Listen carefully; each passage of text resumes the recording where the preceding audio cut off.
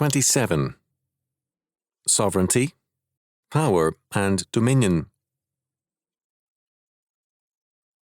Near the conclusion of his analysis of the decline of the West, Spengler made a statement with respect to ascertaining the future.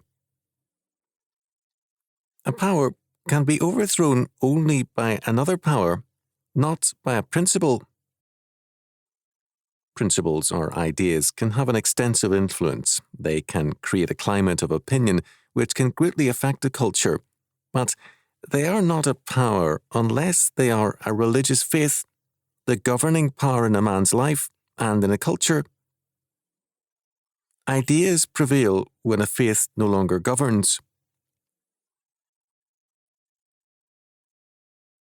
An example of a prevailing idea is to be found in Boccaccio's Decameron. Philostrato tells a story based on an idea of law. Laws should be common to all and made with the consent of those whom they concern. It was the popularity of this idea that made Boccaccio's story possible. It is not without significance that a consequence of such a view of law was not democracy, but the vicious tyrants of the Italian Renaissance. A false view of law had helped disarm the peoples. When law was transferred from God to man, the tyrants were able to prevail over the religiously disarmed peoples. In the 20th century, similar views undermined the Christian view of God, as God's inscriptured law words gave way to humanistic law and pseudo-equalitarian ideas. Together with a semblance of democracy, there came again an era of tyranny, this time in the name of the people. To deny the power of God is to open society to the evil powers of men. Fallen men can only exercise evil power. Hence, the denial of God's sovereignty and law is a choice of human tyranny and the triumph of evil. Earle, in his analysis of power, gave 5 laws of power, of which the first and third concern us here. 1. Power invariably fills any vacuum in human organization. As between chaos and power, the latter always prevails. 3. Power is invariably based on a system of ideas or philosophy. Absent such a system or philosophy, the institutions essential to power cease to be reliable, power ceases to be effective, and the power holder is eventually displaced. The system of ideas or philosophy on which humanistic powers are based is in every case a development of the basic premise of the tempter and of man's fall. Genesis chapter 3 verse 5. Every man as his own God, knowing or determining good and evil for himself. If any man opens up for himself the freedom to determine good and evil for himself in his own chosen domain, that is, money, property, sex, or anything else, he has thereby breached the law for others and is congenial to the same license in others. As a result, a general lawlessness is established whereby the man seeking power over all others is able to gain his objective. This result is a tyrant state and a slave people. Their ideas or philosophies provide the soil for tyranny, and nothing short of a biblical faith can effect a substantive change. Linsheed has written, with respect to sovereignty, Black's Law Dictionary defines sovereignty as supreme political authority, the self-sufficient source of political power, from which all specific political powers are derived, the international independence of a state, combined with the rights and power of regulating its internal affairs without foreign direction. Black's states that sovereignty is the power to do everything in a state without accountability, to make laws, to execute and to apply them, to impose and collect taxes and levy contributions, to make war or peace, to form treaties of alliance or of commerce with foreign nations and the like. This, of course, is tantamount to saying that the state is a god, and statist claims to sovereignty sooner or later lead to conflict with Christianity. What John Dryden said of monarchs applies to all statists. Monarchies may own religion's name, but states are atheists in their very frame. A civil government is a limited sphere, one among many spheres of government, such as individuals, families, churches, schools, vocations, and society, with its many institutions.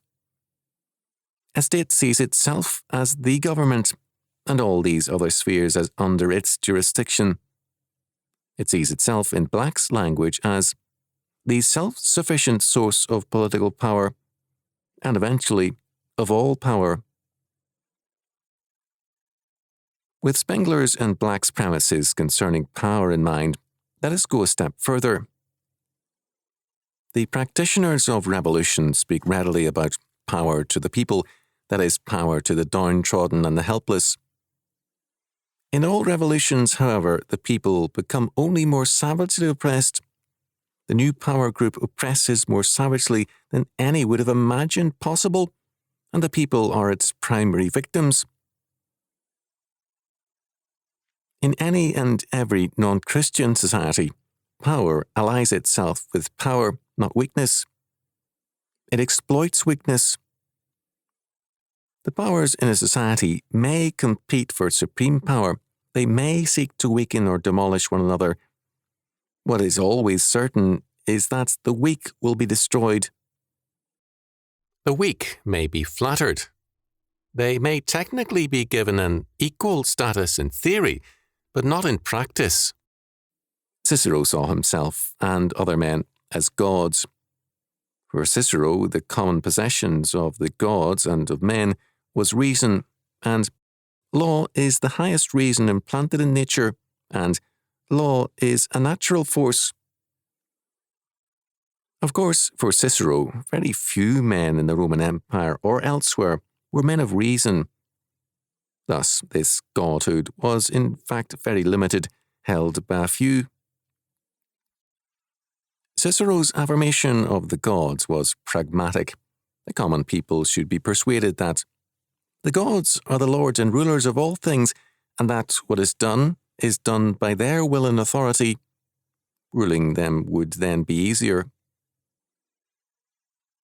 Power is exercised against the weak. George Orwell saw the spirit of the new politics as the continual obliteration of any independence on the part of the people. No deviant thought could be permitted. Even where no deviant thought exists, obliteration must take place because humanistic power requires the continual exercise of brute force as its means of self-affirmation. Humanism began in the modern era with René Descartes. I think, therefore I am. Now it declares, I exercise power for power's sake, therefore I am. The image of such a future, according to Orwell, is a boot stamping on a human face forever. The goal of humanistic sovereign powers is the exercise of such unrestrained power. To acknowledge a law over oneself as a restraint on power is to deny that one is a sovereign power. It is necessary to deny God and his moral law by choosing evil in order to affirm an independent will and sovereignty. As Camus said, since God claims all that is good in man, it is necessary to deride what is good and choose what is evil. The doctrine of kenosis, a prevalent heresy, makes weak men out of those in the church who accept it. Ostensibly, according to this doctrine, the Christian must be a pacifist, one who always surrenders, is a victim, not a conqueror or victor, and, with some kenotic cults, the faith has involved self-castration. In all its forms, kenosis calls for at least psychological self-castration by the believer. Kenosis began in Russia and has moved westward in the past century or more. It has deeply influenced the Church in a variety of ways. R.J. Sider's views are kenotic at the least. Dick Wolf's Find Yourself, Give Yourself, 1983, a publication of the Navigators, equates unconditional love for other people with the true Christianity. God can require of us unconditional love for himself, but can we ever give it to any man? To Hitler? Stalin? The murderer? The rapist? According to Wolf, the starting point is, I will accept myself as I am, just as God does. God, however, does not accept us as we are. Rather, by his sovereign grace, he saves us as we are and requires us to grow in holiness and faithfulness. To follow Wolf's counsel is to undercut sanctification. Wolf's religion requires self-acceptance and unconditional love for others to take precedence over God's law, which does not enter into his view at all. This undercuts the moral nature of Christianity and places it in a position of kenotic surrender to all evil. If man plays God, he will exercise only an evil power. All sovereignties other than God are attempts at establishing an independent godhood and are an unrelieved evil.